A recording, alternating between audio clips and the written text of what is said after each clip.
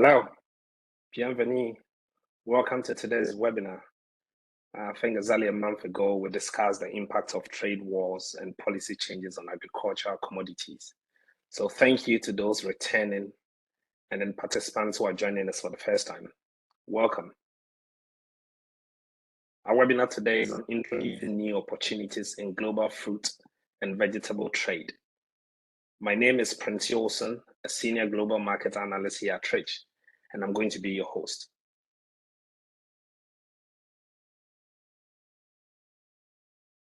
For the most optimal viewing experience, please click on the View Options menu at the top of your Zoom meeting window and enable the side-by-side mode to view both presentations and our speakers during the event. I must also add that we have a real-time translation and transcription in English, Spanish, French, and German.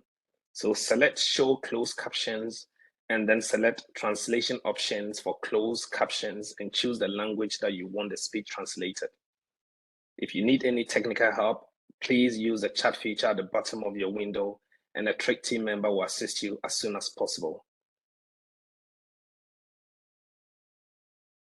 Also available is certificate of participation for those who would want it.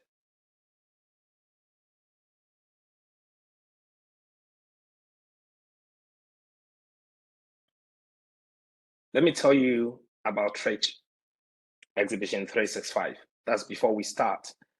Tridge is a leading global sourcing and market intelligence platform, and we provide qualitative and quantitative insight on food and agriculture to provide comprehensive solutions for our clients.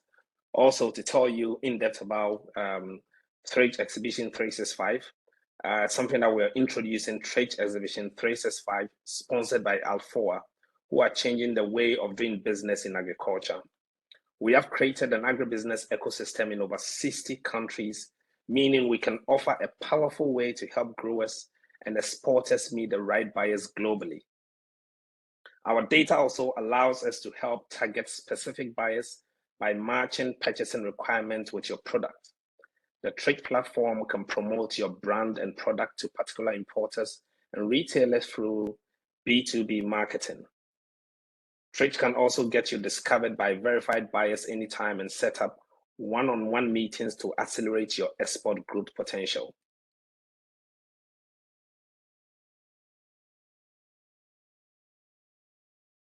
To briefly go over our agenda for today, my colleagues Bojan and Juan will cover emerging markets in global fruit and vegetable trade and explore the opportunities for buyers and suppliers.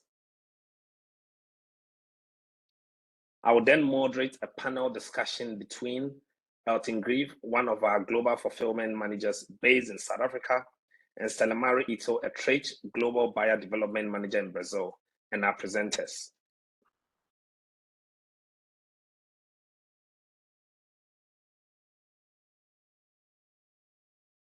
So now the stage is set. Similar to we being in Broadway, I would open the gate for the first presenter to take over.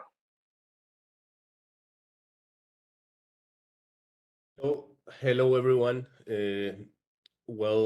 Welcome to this new webinar, new Tridge webinar about emerging markets in global fruit and vegetable trade, and also new opportunities. So first, we will be reviewing. Well, first, let me introduce. I'm Juan Carlos Cortez. I'm a global analyst, global market analyst for Tridge from Mexico. I cover the fruit and vegetable trade and generate content for the platform. So first, in this webinar, we will cover the emerging markets. So we will review a few of the emerging markets that we consider are important today in trade. We need to clarify that we have selected a few emerging markets in terms of export, agriculture, and also import. Some of these markets are today's main exporters of agricultures or main importers of agricultures. We won't cover them all, obviously. We have selected a few, and we will review a few of them. Also, we will review few of the products that are big part of the emerging market in these specific countries. So first, we will define and explain to you how do we define and if a country or a market is an emerging agricultural market in today's world, in today's trade. So first, we consider all countries that are taking steps forwards a market-oriented economy through the food and agriculture sectors. These are plenty of countries that fill in this category right now. Also, market-oriented products that have the potential to be viable commercial markets. So we will review some of these products that have this potential. Trade-driven policies at the bilateral and multilateral levels, as well as other factors influencing trade costs. So government policies that are put into place in these specific countries also are a big part of this. Of course, we take into account the GDP, the population, the proximity, the shipping routes, the growth and change, and dietary changes in these specific countries. Of course, the BRIC countries, all of them are part of the emerging agricultural markets. We will review some of them today, and then we also take into account the potential emerging market on specific fruit and vegetable products. What means that each product, depending, besides where the origin is from or where's the destination, there are some specific products that are in vogue today or that are hot topics today because of shortages or because of the demand that they're going through this year. So let's move on and let's look at our first emerging market. Okay, so first of all, we'll review the case of South Africa very briefly. So South Africa, it's a country that it's been increasing enormously. You can see there in the graph since 2016, it's been increasing its trade considerably of fruits and vegetables, mainly fruits in this case. However, in 2022, we don't have official numbers. These are still estimates, but in 2022, there's not a big increase in 22. South Africa in 2021 reached around 4.4 billion US dollars in exports, in fruit and vegetables exports. So the estimates for this year or for last year, it's the same. So there wasn't much growth. Because, and you will see, for example, citrus, as you can see there in the table down there. So citrus has had around an estimate of 10% decrease because of different issues, in port, also different issues in the quality control in destination countries such as mainly Europe. So there was a decrease in value in citrus. However, it was offset for grapes that's still growing, for apples and pear, which has the biggest growth, and also berries, which has a slight growth as well. So although there wasn't much increase in last year's exports value of South Africa exports, we are expecting that this will, by this year and next year, these problems will be solved, and South Africa will still be a country that has many products to offer in different specific markets, such as Europe, such as Asia. You can see there that the UK still holds the largest share in the Netherlands, as UK holds the 14%, then follows China with 6.3%, and then the US. And besides these products that you see there that are South Africa definitely strongest agricultural products, there's also a big increase estimated in avocados for next seasons, and as you know, avocado is one of the main traded products of today, and South Africa is placing today as one of the main suppliers in Africa for European and Asian markets, especially China. So as conclusion, South Africa still a big country, specifically for Asian market. There's still a big potential for Asian markets in terms of apples, pears, and avocados as well. We'll review some of these products specifically later on. So let's go on and go through our next Okay, so Peru, you probably heard in the last few years that Peru is one of the main growing regions or growing countries in terms of agricultural exports. They have grown a ton, as you can see there in the graph. So we still have to calculate the last quarter of 2022. So that's why you see there that there's a last quarter of the 22 missing. But as you can see, Peru has continuously growing its export value, also its volume. Actually, it's estimated that in 22 it has reached a record high of value and on volume as well for all its agricultural products, and this is driven by specific markets. Peru has grown considerably its export to the U.S., and it has grown considerably also its exports to Asia, to different markets in Asia, and it already holds a big market share in fruit and vegetables in Europe. So he has maintained that market share, and it has considerably grown its US and Asian market share.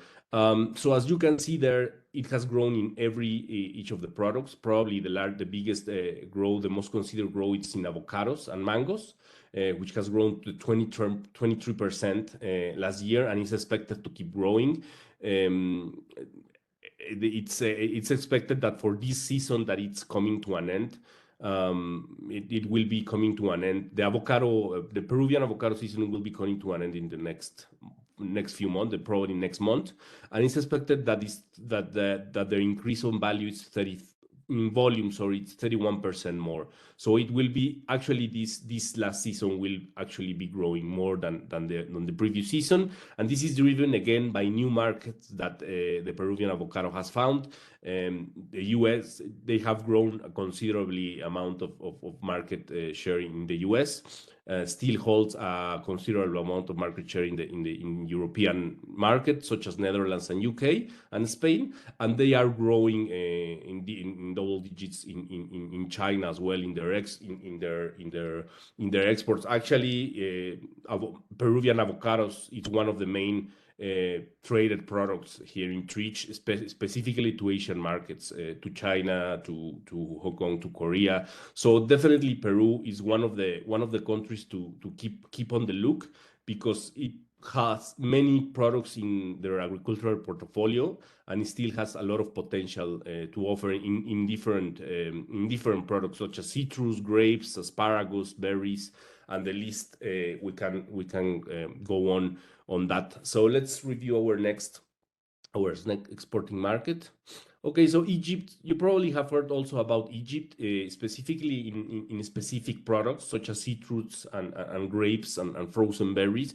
Egypt has grown a lot in recent years. Actually, they estimated in 2022 it's that it grew around 11% year on year. And just in fruits, it increased by 14%. So 11% in fruit and vegetables, and just in fruits, it has grown an 11%. Egypt is one of those countries that we have been closely looking at, because it has expanded also into different markets. It exports more now to the US, to the European Union. You probably know about the problems in sourcing from fruits in the European Union and in the UK after Brexit. So Egypt is one of those suppliers that have got into that supply chain and have benefit from the European Union need, and also into different markets. Egypt also has an advantage from other suppliers in Africa, and that is that it has a lot of market access into the Middle East, into the Middle Eastern region, which is a big important import market in the world for fruit and vegetables. So Egypt is one of those countries that have grown because of this. You can see there in the graph that in 2022 has grown a lot, and mainly it's because of the citrus. Egyptian citrus have started being shipped to America as well, to the US and to Brazil. We have a local knowledge in Brazil that the import of Egyptian citrus has grown a lot through our traders. So that's one of the main products in Egypt. Also, they have grown a lot in frozen berries and in frozen fruits in general, and in grapes as well. They have decreased from a few vegetables trade, such as potato, as you can see there. But again, onions, frozen vegetables, fresh strawberries and mandarins are considered products with great export potential in Egypt and in different markets. So we can go on to see our next market, which is Morocco. Morocco, probably you have read also, and you have seen that Morocco has had a great export potential over the last years. Such as Egypt, it has benefited a lot from Brexit, from new European Union policies in terms of trade and in terms of sourcing vegetables. Morocco is one of these countries that has supply, and in the last years it has increased its supply to European Union, mainly, and also to the US and to the Americas. Actually, Morocco has become the second largest supplier of tomatoes in the world into 2022, and it also has become the main sourcing for fruit and vegetables in Spain. So Spain, which is one of the trade hubs in the EU as well as the Netherlands, have look and turning to Morocco for fresh vegetable supply. And the results, you can see them, they have grown potentially, and they still have a lot of potential to offer in terms of specific products such as tomato, berries, and citrus. There was a decrease in watermelons and melons because of a production problem, domestic production problem that they had, but still considered with a great potential in so many products in specific markets as well. And then we'll review, we can go into our next market, which is an overall review of a few market. Again, we're not able to cover markets, but here's a summary of a table which covers a few other markets that we consider are important in a specific product. So, for example, Thailand, it has been growing a lot in specifically in fruits, to China and to different Asian markets. However, in 2022, it had a year-on-year decrease, as you can see there, of 4%. However, it is expected that this growth is recovered from the previous year, as in the previous year. And then we have India, which in specific products have grown a lot, and it will also probably play a very important role in the onion shortage. We will review the onion shortage production in a bit, but India, it's a great it's a great market to cover a few of the shortages that are seen today, such as onions, chickpeas, and mangoes as well, and processed products of mango as well. Colombia has another, even though the export value of Colombia is still a bit low compared to others, it has grown a lot in specific products such as avocados, bananas, citrus, and exotic fruits. Specifically in avocado, Colombia is the second largest producer of avocado. However, is the fifth or sixth exporter. So, and they still have a lot planting area to cover. So there's a big motivation from the government to start increasing its planting area for avocado, so they can increase their exports as well. And Turkey as well, of course, is one of the emerging markets, not a new one, but still increasing its exports, also driven by necessities of specific importing markets such as the European Union, of course, the Middle East, and Asia. So this is a general overview of the emerging markets that exports fruit and vegetables. I think Bojan will explain us a little bit about the importing markets. Thank you, Juan. As Juan said, we try to cover all the markets and all the main important products that we can, given the time allocation. I must ask you once again, if you have any questions regarding the webinar or the topic, please reach out on live chat session, and we will try to answer them either today or via email in 3 business days. So moving on to the importing markets, European Union, Germany, France, and Netherlands were the leading importers among the EU countries. In 2022, 65% of the value of fresh fruits and vegetables imported by Spain came from non-European countries, 15% more than in 2021. Main importing fruits and vegetables in 2022 were tomatoes, potatoes, onions, berries, citrus fruit, and bananas. EU market is very demanding regarding the quality and marketing standards, as well as the phytosanitary requirements. In the coming year, the European Green Deal will influence how resources are used and greenhouse gas emissions are reduced. Energy crisis and inflationary pressure have influenced vegetable production, especially greenhouse vegetables like tomatoes, which made room for greater influence of Turkey, Morocco, Egypt, and Tunisia. On the other side, stricter citrus import regulation has diverted traders from South Africa to shift their business to Asian and other markets. Germany stands out as a rather stable market in the EU, with a certain predictability in trading and strict in quality demand. In the next slide, we are moving east to the United Arab Emirates. United Arab Emirates in the first half of 2022 recorded an import rate of over 41,000 metric tons of food per day. UAE growing population and strong demand for imported products by foreigners living in the country, and the significant expansions of the tourism sector is driving fruits and vegetable imports. The restraints identified in this market are extreme climatic conditions and low domestic production. Demand for fruits and vegetables in the UAE is projected to grow at a rapid rate in the coming years. The country has been making rigorous efforts through its 5-year development plans to improve the agricultural sector. Most interesting fruit and vegetables for this market are tomatoes, cucumbers, bell peppers, and lettuce, and for fruits, strawberries and raspberries. We are now traveling to Brazil in the follow-up story. Brazil is the most populous nation in Latin America with nearly 214 million people. It is the third largest economy in the Western Hemisphere and the 12th largest in the world, with a gross domestic product of $1.6 trillion in 2021. In 2022, Brazil imported almost 500,000 metric tons of fresh fruits. This is an almost 37% year-on-year increase compared to 2021.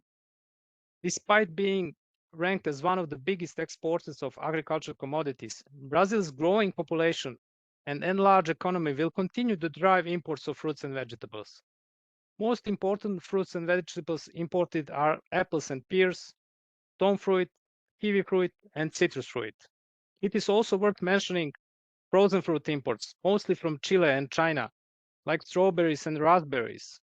Imported frozen fruits and processed fruit products fill demand for variety and are more easily transported and provide alternatives to local produce.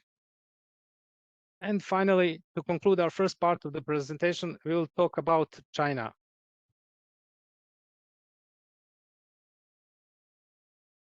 Next slide, please. Yes. China represents a huge market opportunity. Despite difficulties since the outbreak of the COVID-19 pandemic, China's fruit imports continued to rise in 2022. China imported 7.33 million metric tons of fruit worth $14.6 billion, representing 4% and 8% year-on-year increases respectively. Durians, cherries, bananas, mangosteen, and coconuts dominate the imports by value, while dragon fruit and longans were among the top 5 imported fruits in terms of volume. Traders are scrambling to get a slice of the Chinese pie, but should tread carefully in what is a complex environment. In summary, China market offers great opportunities for quality foreign food. But to get to your products to China, traders need to navigate China's customs and border regulations, as well as meeting local labeling rules and product safety standards. Chinese regulation can change rapidly and application can vary across ports and regions. So we have concluded the first part of the presentation. Back to you, Juan, for opportunities for buyers and suppliers. Okay, so after reviewing a few of the emerging markets in terms of exports and imports as well, we'll try to link this with the specific products that we think are part of this big emerging market trade. There are specific products that we will review. The first one is avocado. So as I've mentioned before in some of the review of the emerging markets, avocado is definitely one of the products that can make a country focus on the exports of those products because it has so much demand today in specific markets that it has grown the value of the fruit and vegetable exports for so many countries.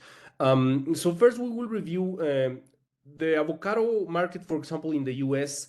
We can see there in the graph of the right, the market share on the right is a 2018 market share, and then the second one is a 2020 market share. So as you can see, the suppliers are almost the same, with the exception of in 2018, sorry. Colombia, it's a new. It has started since a year ago. It has started to ship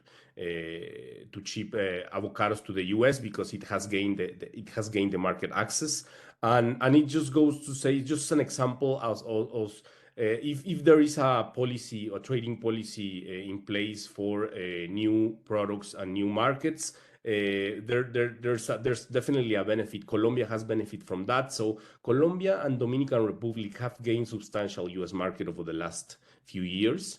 Actually, Colombia, since joining the US market in 2019, has had 110% increase in value. And these, they all have, in a way, gained access from Mexico, which is obviously the US main supplier, avocado main supplier.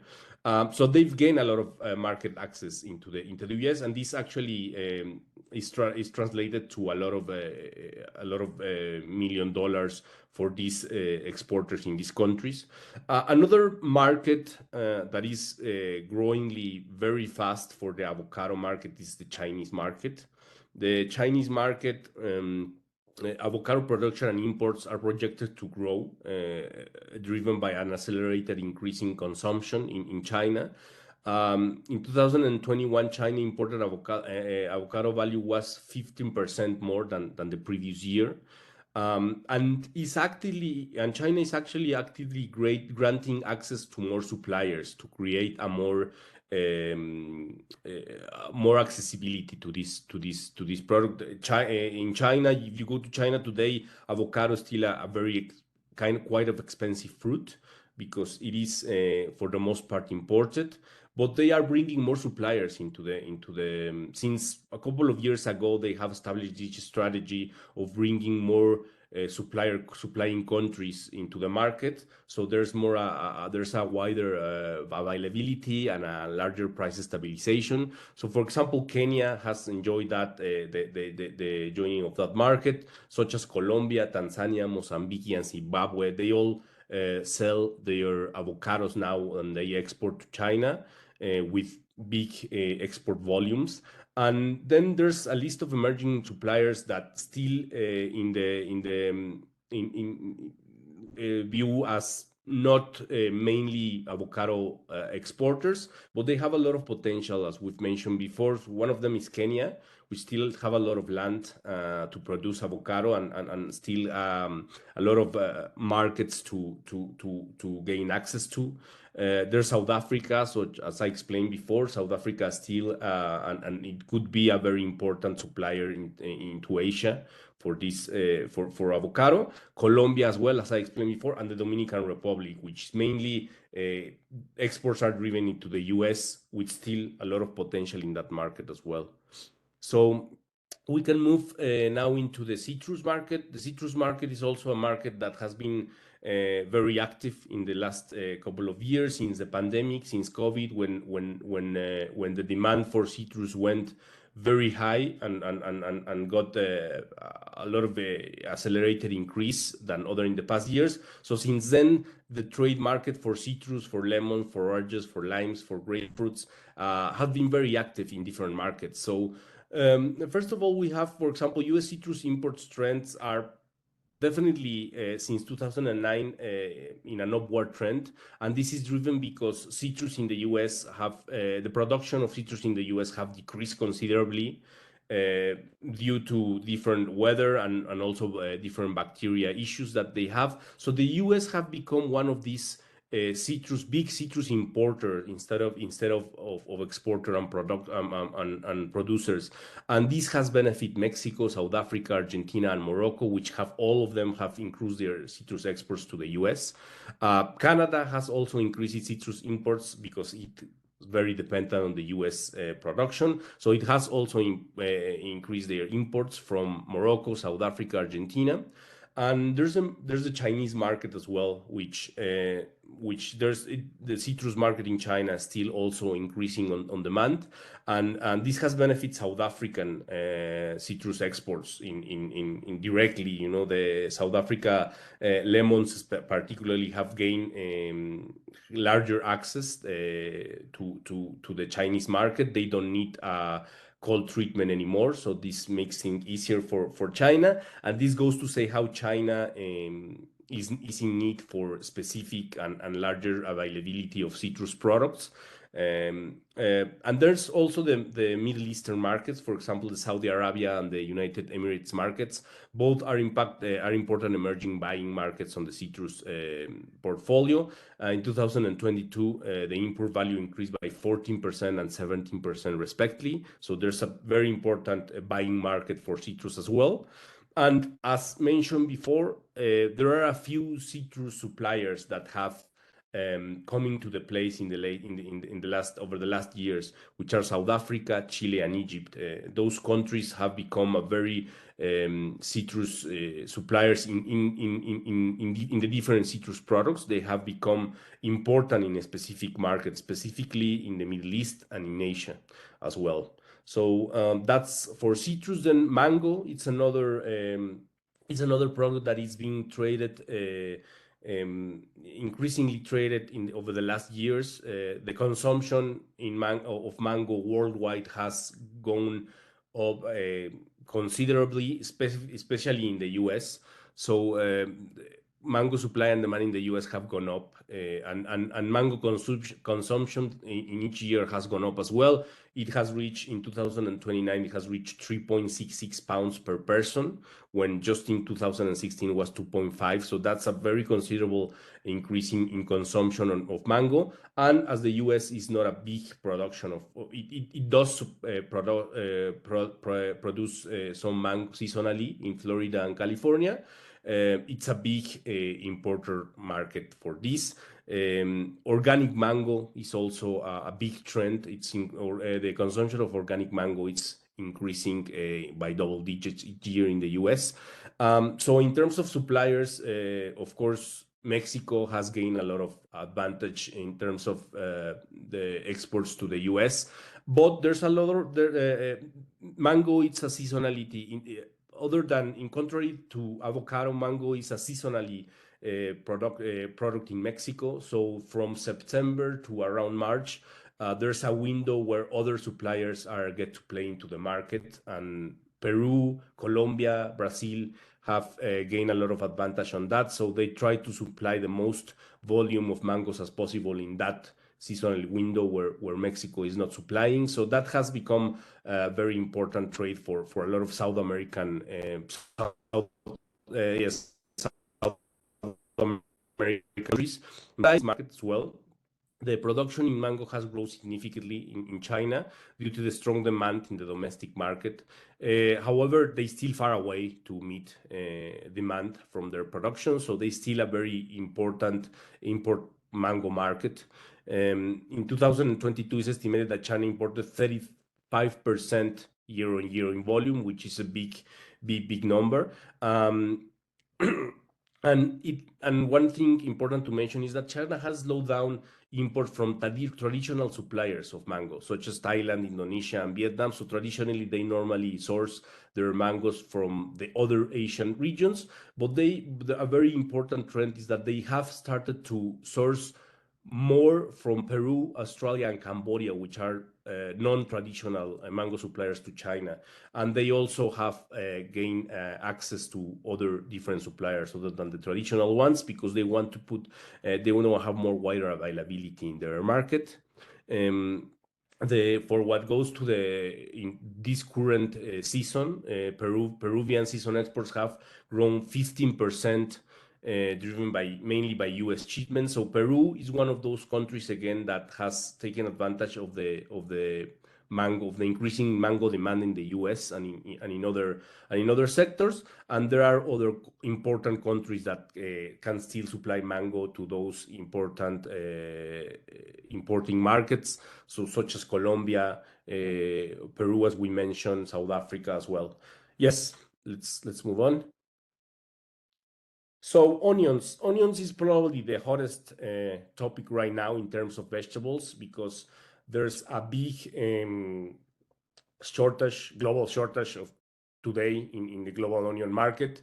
There's floods in Pakistan last year. There was a frost that damaged stockpiles in Central Asia, and then the Russia and Ukraine conflict have all of the three, and some other factors have really worsened the supply of onions mainly in Europe and in Central Asia.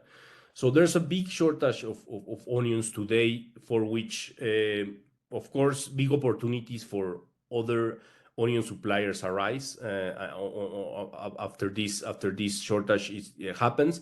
There's been even export bans in main production onion countries such as in Turkey, Belarus, Kazakhstan, Uzbekistan, Tajikistan, Kyrgyzstan, and Azerbaijan. They've all imposed export bans so they can curb their domestic prices. Record onion prices have been seen in Netherlands, in Ukraine, in Georgia, Poland, Moldova. They have seen record high prices of onions, and this is obviously directly effect on the global shortage that has happened today.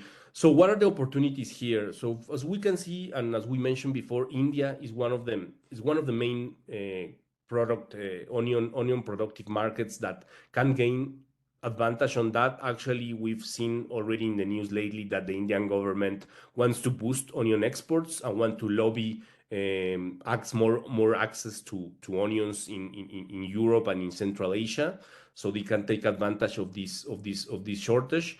Mexican onions can diversify its export market as well from the US, not ship all to the US, but also to diversify product to the European markets, mainly where it have access. There's no access for a lot of products in the Middle East and in Asia.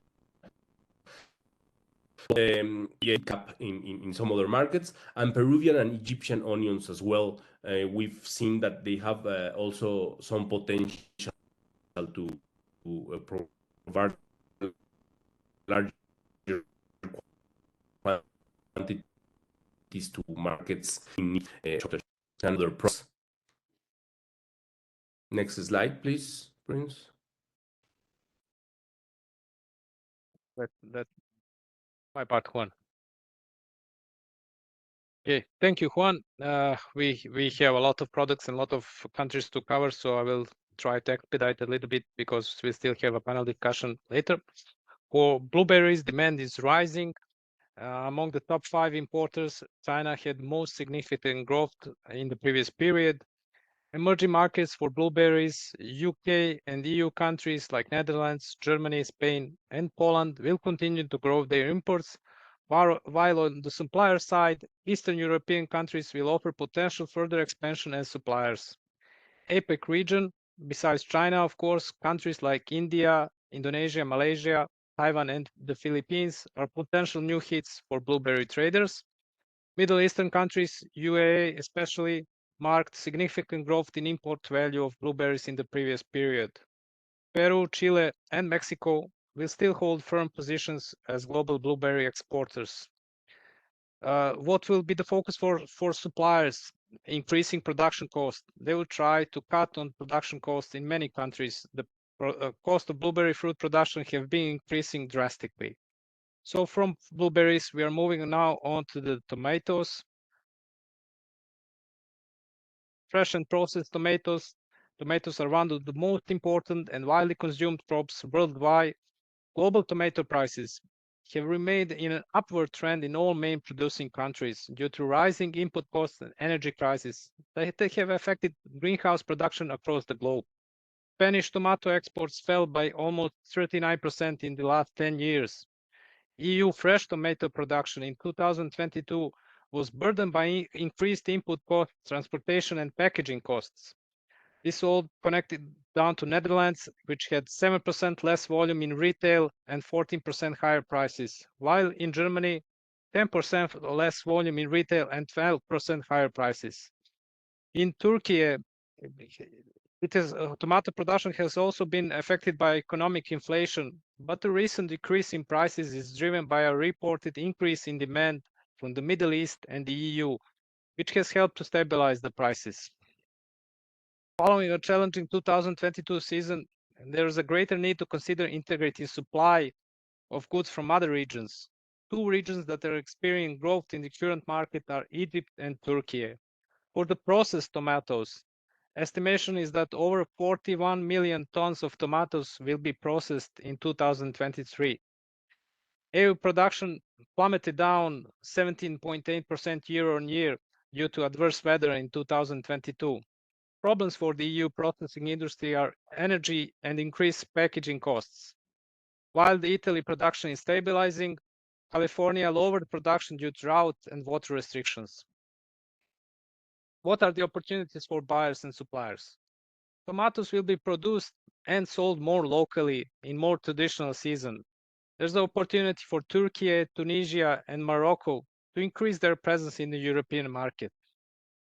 From tomatoes, in the next slide, we will go to kiwi fruits, which await their spot on the global market.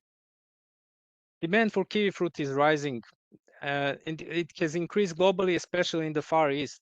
China is the leading producer and importer, reaching more than 120,000 metric tons in 2022. Increased inputs in the Far Eastern countries are driving the market's growth. In 2022, adverse weather conditions affected production in Greece and New Zealand. Some of the emerging markets for kiwi fruit are France among the EU countries and South Korea in Asia. Recently, in South Africa, kiwi production was on the rise.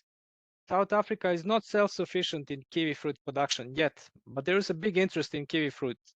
South African growers have a special market window opportunity to supply the Northern Hemisphere before the New Zealand season starts. Chile is gaining ground also in the global market regarding kiwi fruit, alongside behemoths like Greece and Italy. But their fruit is smaller than the one produced in Chile. So Chile traders have the opportunity to sell their kiwi fruits for higher price. Logistical issues and high shipping tariffs were a big headache for overseas kiwi producers in 2022. From kiwi fruit, we'll now slide into apples and pears. EU production is forecasted up to almost 13 million metric tons as France and Italy rebounded from the last year's frost damage, and leading producer Poland continues to boost output. Greater supplies are anticipated to lift exports to 1.3 million metric tons. There is an increasing competition from Eastern Europe. Russia, Kazakhstan, Uzbekistan, and Serbia have all been enlarging apple production in the previous period and provide to be a serious suppliers. Turkey is also facing logistical challenges due to recent earthquake. Prices are going up. Nevertheless, Turkey production is projected up to 4.8 million metric tons on good growing condition as a new high yield tree is coming into the production. For Chinese and South African apple exports, the projections for 2023 are down 10.86% and 9.61% year on year due to adverse weather. Opportunities for traders lies in Southeast Asia and Middle East countries regarding apples and pears. And finally, to conclude, increasing demand for healthy and natural products will drive fruit and vegetable trade. Also, growing preference for organic and locally sourced products, along with the growing population. Technological advancements in agriculture with increasing use of precision agriculture will allow farmers to produce more fruits and vegetables. Government policies and trade agreements. Governments around the world are promoting trade agreements and policies to boost the export of fruits and vegetables. Overall, this has been an overview for emerging markets of fruits and vegetable trade in 2023. This is the conclusion of our presentation. Moving on to you, Prince. Thank you all for listening.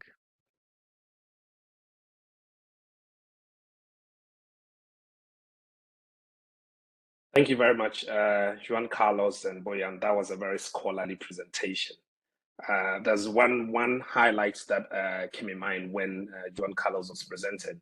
You did mention about Colombia being the biggest producer of I think avocados, but the fifth in exports. So I was just wondering, where do these avocados go? Do they process them into certain secondary products? But I think we'll get there later. I'll give you the chance to answer that.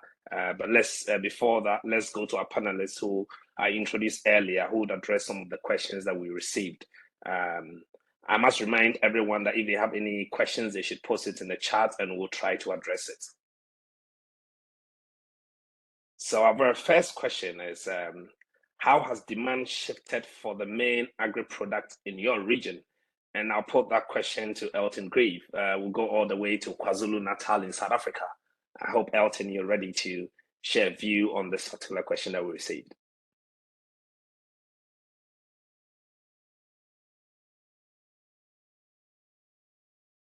Is Elton ready?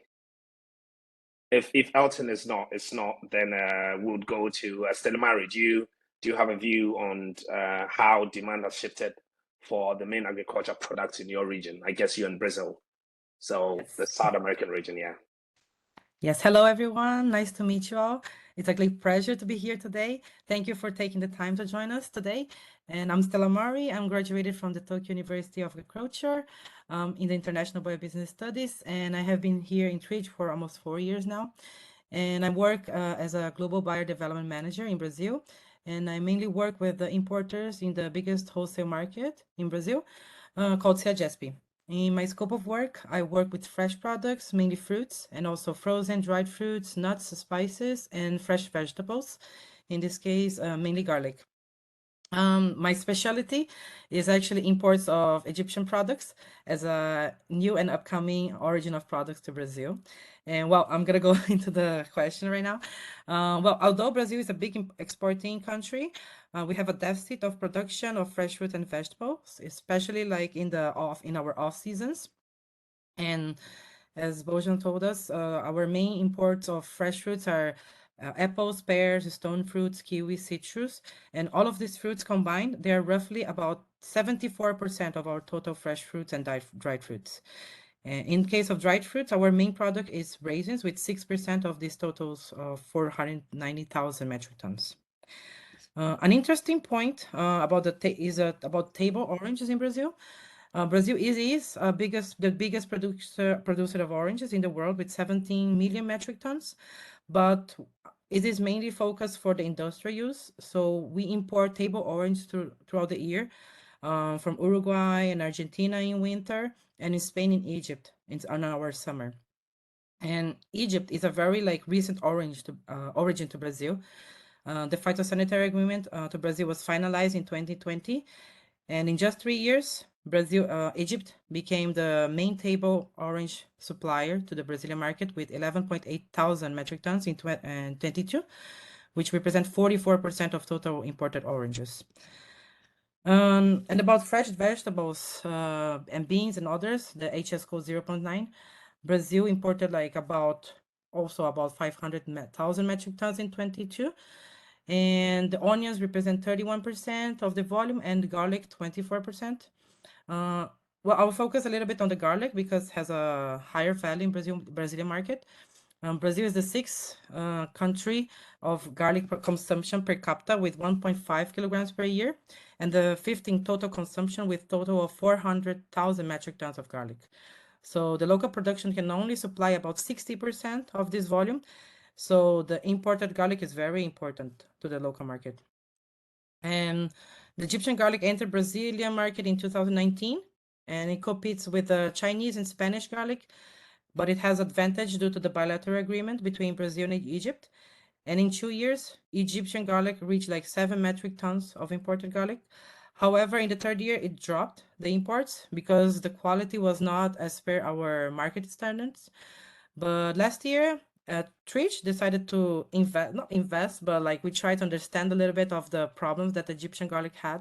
So we improve all these issues of quality that could be easily solved.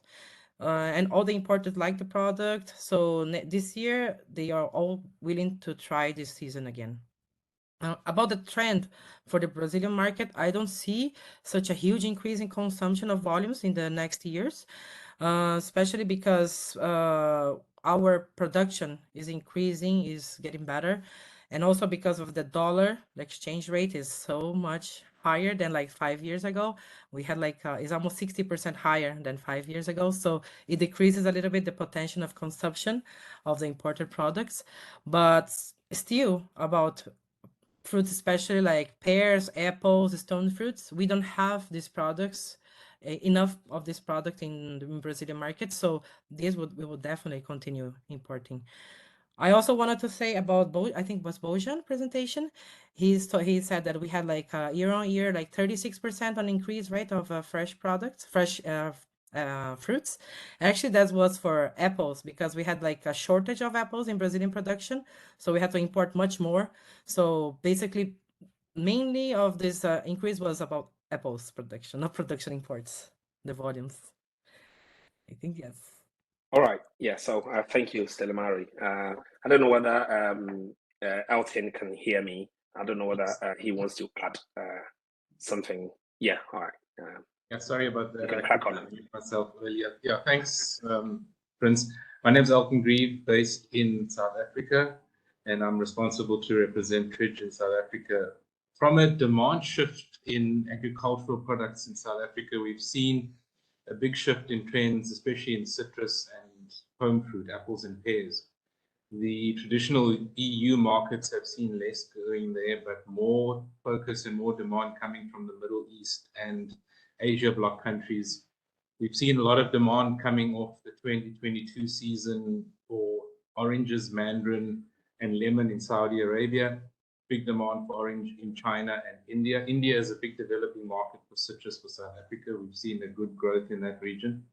And quite interestingly, the Middle East, out of all the traditional markets being EU and the major continents, the Middle East showed the biggest demand for all citrus fruits across the varieties. Now, in terms of apples and pears, we've seen a big demand for that in the eastern, Far East blocks. We've seen China, huge demand for apples, especially the more premium varieties, Fuji, Royal Gala. India has a big demand for Royal Gala apples from South Africa, for Royal pears. And interestingly enough, this year we've seen an uptake from the Middle East, especially Saudi Arabia, around pears, especially the blush pears, your rosemary, Borels. So we've seen a big shift in terms of producer and exporter focus in South Africa, looking towards new market shares.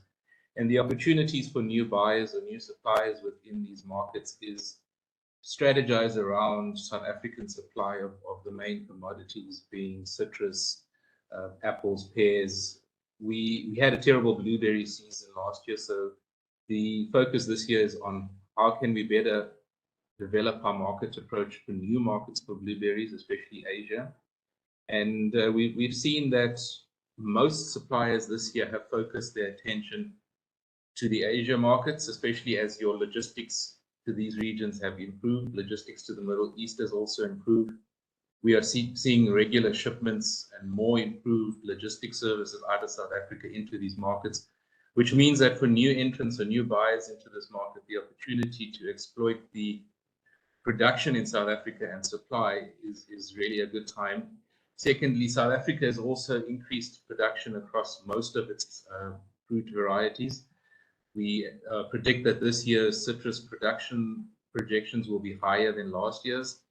Obviously, the export figures will determine whether we have a good season. Apples and pears, we are also slightly, I think, 10% above what we projected in the last season. So the opportunity is there for South Africa, and especially as producers and exporters shift their attention to new market opportunities, we will see a demand. Obviously, with the tensions in the Russia-Ukraine area, producers are looking for new markets, especially on citrus with the regulations in the EU. There are opportunities to shift more volumes, better pricing, better logistics to the Asian and Middle East markets. Thanks, Prince. Thank you, Elton. Thank you, Elton. Just before we go to our next question, there's been a live question that's come up, which I think, Elton, I'll give you 1 minute to just cover it if you be kind to do that. Grace has showed some notable increase in South Africa and Peru export per the first 2 slides of the webinar. So what's the current status of grapes, and is it considered an opportunity? If you can answer that quickly, just a minute. Yes, grapes is an opportunity. The last season being 2022-23, South African producers focused more on quality rather than volumes. We felt that from the 2021-22 season, there was a focus on pushing volumes into the markets. This year, there was a drop of about 8 to 10% in production as farmers focused on specific varieties and better quality processes, cold storage and logistics.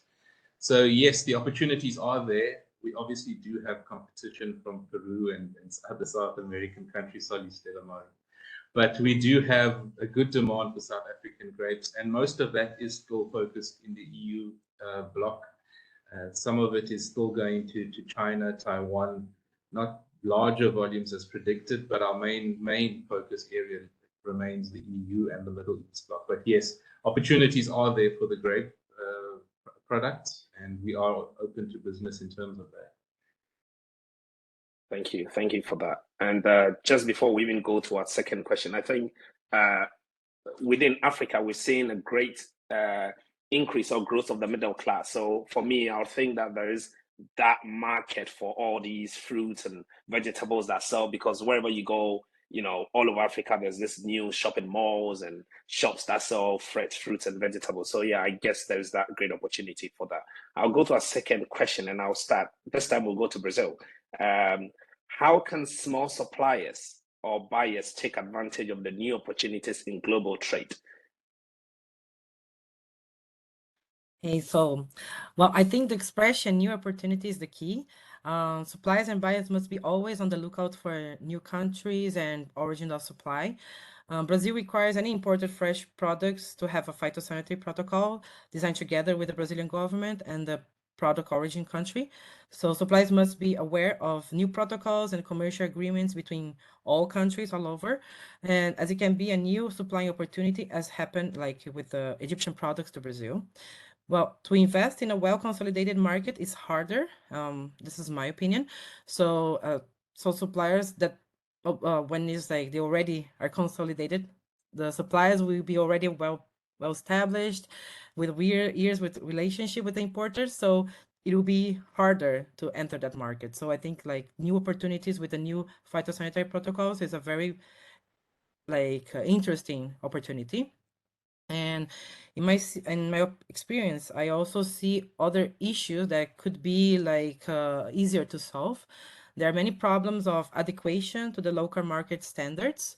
And I don't mean just quality. I mean like especially like packaging, like net weight is different from what the market needs, like boxes, materials that are either plastic or like carton box. They prefer some type of materials, brand in the boxes, design. So sometimes the product looks good, the price is competitive, but packaging is not workable to the local market. So you have to stand out from your competition and also adequate yourself to the market to take advantage of this opportunity. Because I see a lot of like new opportunities, but suppliers basically lose this opportunity because it's not in our standards, basically, or in any other countries. Like, for example, like the Brazilian grapes, we have two very specific packagings. Either is 8 kilogram boxes with 16 to 20 Ziploc bags, or 5 kilograms boxes with 10 clamshells. So if it's a different packaging, our importers will not be able to sell to the mid to big supermarkets. So they will have problems to solve this, so to sell this. So what I want to say is that if you want to target a new country to supply, you will need to study that market, like market preferences, and adequate yourself to the market standards.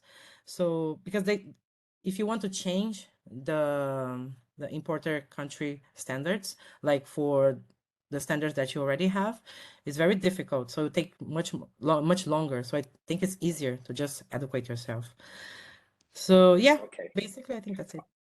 Yes, Stelamari, thank you so much. I do apologize to those who have joined us, everyone in there, that we might just go a little bit, about 5 minutes over our time. So if you can just bear with us. We would ask Elton to give a quick view on the question. How small suppliers or buyers take advantage, or how can they take advantage of the new opportunities? And I guess there are many small suppliers or buyers that are listening to us now. So it'd be good to get your view on this particular subject.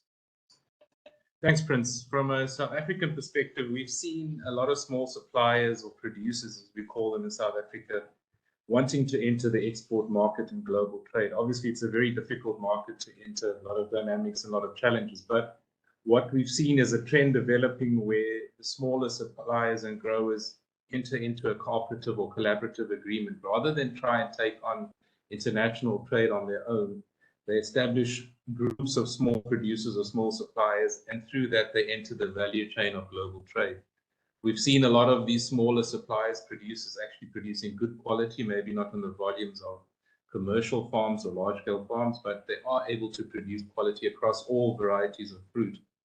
In terms of buyers, we've also seen that despite your retail chains that are your traditional or wholesale markets that are your traditional buyers, we're seeing a lot of small-scale buyers, especially out of India, Vietnam, Indonesia, that are showing interest in South African products. And the time actually with the improved logistics, improved market trends, and secondly, also sometimes we think a price war is a bad thing, but for small-scale buyers, price wars can be good. You can get fruit at a cheaper rate compared to when there's a high demand for it. Especially from a South African perspective, we've seen a drastic change in pricing because of general better production, better quality, and of course, competition is improved through that. So for buyers in specific regions, your best bet is to do research. How much of South Africa's products are coming into your market? What are the restrictions to trade? What are the opportunities to trade? And if there aren't enough, both from a Brazil, South America, and African context, there are opportunities. It's for you to negotiate, look at them, research them. Your best tool for any market entry is research. Research your product, your pricing, and can you actually do it in terms of logistics? Thank you for that chapter and verse answer, Elton.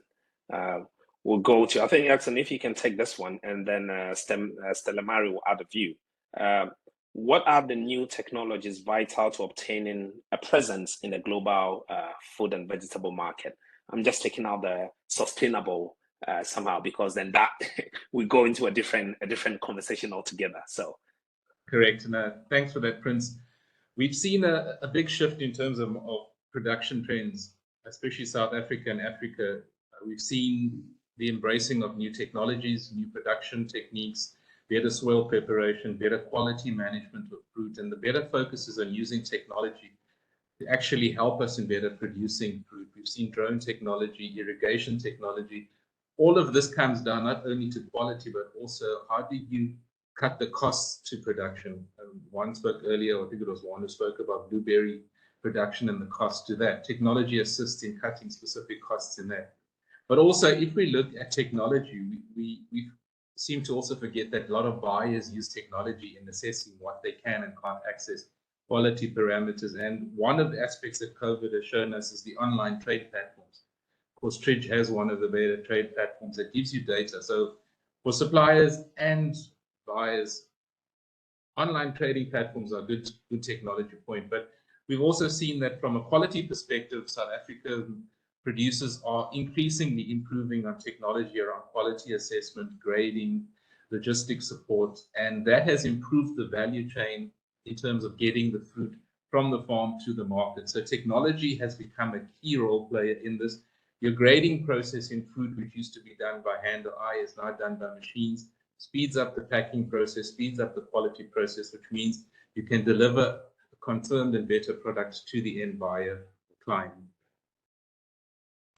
Thank you. Stelamari, we know that Brazil is a very, or even, South America is a very big food or bread basket, like people would say. Could you also just come up with or say some of the new technologies that you're seeing within that area that farmers or producers are employing into yeah. Yeah, sure, Prince. Well, I agree totally with what Elton told us about, especially like quality and grading. That's very important. But what I see, especially in the import side, as a buyer side here, that it is very important to have technology also for the transport of the products. So it doesn't matter if the product looks great at origin, if it arrives here like with the broken boxes, with a broken pallet, with a crushed pallet. So it's very important to have this new technology on keeping the pallets inside the container to be like very like stable. So I see like the new technology that I saw lately, I don't know if it's very new, but it's like inflatable protective airbags to prevent like the pallet movement inside the container, which is very interesting. So the pallet don't collapse between each other during the transit time. And also this is, well, like products that will keep the shelf life longer, like ethylene filters or Proteco papers in like grapes, wax coating depending on the product, like apples.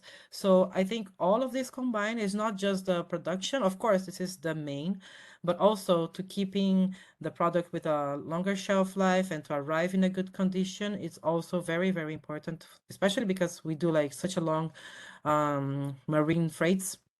So if it has to arrive in a very good condition. So I think these are also very important. In Brazil, they are also doing this to the export part too. So yeah, I think it's already like the same all over, but just to add to these technologies. Yeah, thank you so much for those answers on your views from the different areas that you're coming from. And thank you, everyone. Unfortunately, we have numerous questions, but we're unable to go through all of them because of time constraints. I must say thank you once again to our presenters, Bojan and Juan Carlos, and our panelists, Elton and Stelamari. You guys have done a yeoman's work today. Thank you very much for the invitation. And on a final note, we would like to announce one of our new services here at Tridge. We recently opened up our platform and newsletter to advertising. It's a really great way to get direct access to over about 5,000 monthly Tridge.com users, as well as our newsletter subscriber base. We also have many suppliers, importers, wholesalers, retailers, institutions, and other great organizations in the food business actively using Tridge. So it's such a powerful channel to reach these types of profiles. If this sounds interesting, we'll be sending the presentation to you later, and you can contact our sales team for more information using the link provided. The presentation slides and the recording of this webinar will be shared in a follow-up email. Also coming with it is a survey on the webinar. We encourage you to participate either now or later, and we look forward to getting your feedback. On behalf of Trade Intelligence Solutions Division, our presenters, panelists, to Theo, I'll say thank you for today, and thank you everyone for joining, and have a great rest of the day, and we hope to see you again in our next webinar. Thank you.